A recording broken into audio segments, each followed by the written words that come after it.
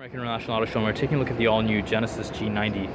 Hyundai basically spinned off its luxury vehicles into its own brand, so this is what we have here, the G90, part of the Genesis lineup that now includes the G80 as well as the G90. So as you can see, this one is equipped with a GDI engine. It seems to be blacked out in terms of what kind of engine it is, but that is derived out of a 3.3 liter displacement and generates around 365 horsepower. I'm trying to get the focus on this, but it's kind of faded just because of the lights on top. But let me talk about some of the features that it has. So it has rear wheel drive, and as you can see now, all the other options.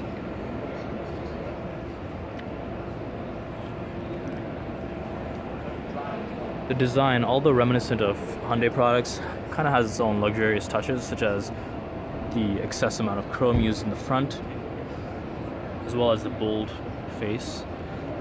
LEDs run through at the bottom. You have LED strips that run inside the lighting element.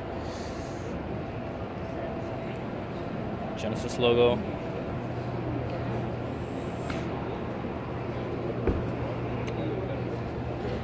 Nice big 19-inch wheels on this model.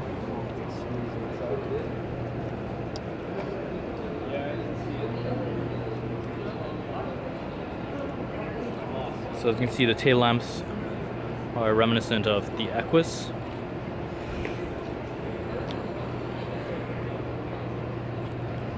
This one right here has a 3.3 liter turbo engine. Can't really open the trunk right now because it's probably locked, but let's step inside. So now we're inside the Genesis, and as you can see, the legroom is fairly decent. Over here you have a little pocket to store magazines or iPads. This console folds down to reveal all these buttons. So over here you have settings for audio, media, radio.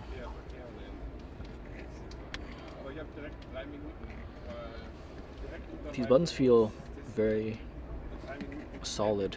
They don't seem to move around too much, which is great. But they're pretty much made of plastic, which is fine. I just wish these buttons kind of had a more solid push to it. Feels a bit rubberized. And you can control the front seats from here, which is really cool. Say you wanted to move this seat forward and get more legroom if there was no passenger in that seat. Here you have buttons for the rear screen. Heated seats. I don't see cooled seats back here, but it does have a display here for climate controls. It has climate control vents over here as well as over here.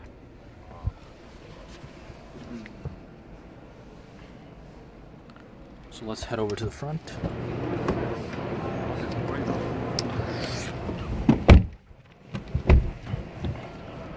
The interiors are very nice. As you can see, the screen is wide, similar to BMW products.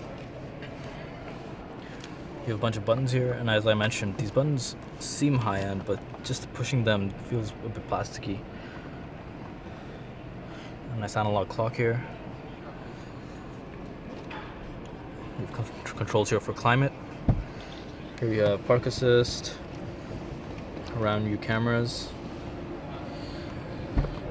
heated steering wheel,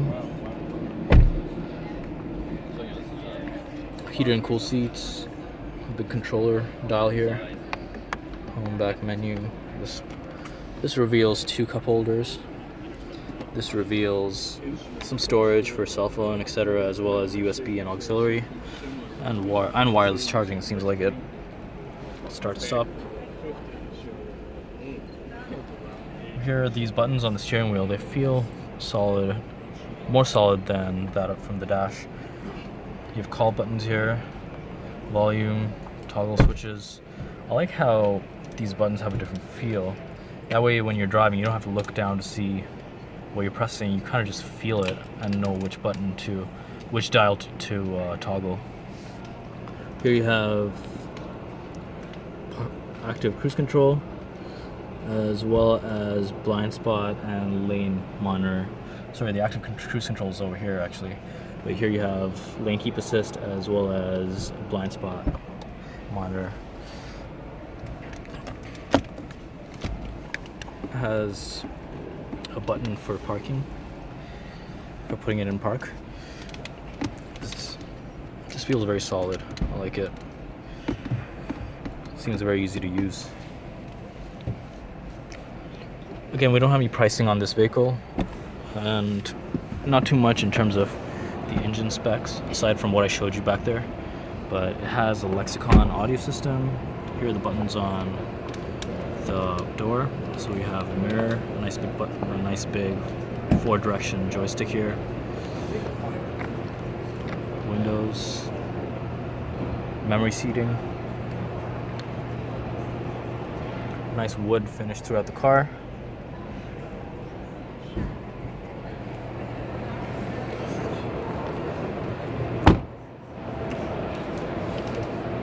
This has been a look at the Genesis G90 at the North American International Auto Show in Detroit.